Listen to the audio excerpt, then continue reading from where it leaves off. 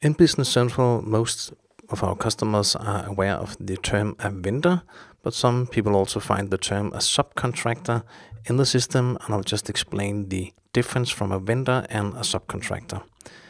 If you're going into a work center in Business Central, and I'll just take my paint department here, because I know in the scenario it's set up as a subcontractor, meaning it has a subcontractor number field in my posting tab, and you can select a vendor in this field.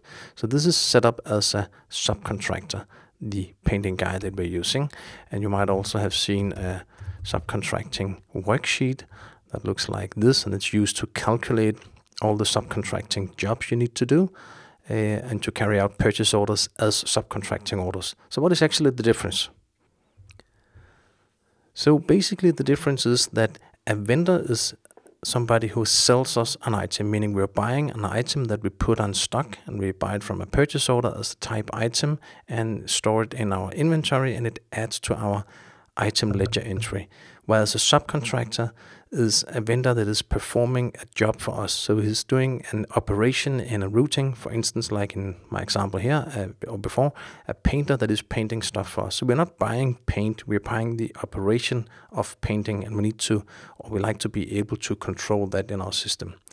So subcontractors are also handled by purchase orders in Business Central and on the operation on the production order routing. So it's a little more complex than the normal item handling on purchase orders. And we have other videos to explain how you can work with the subcontractors.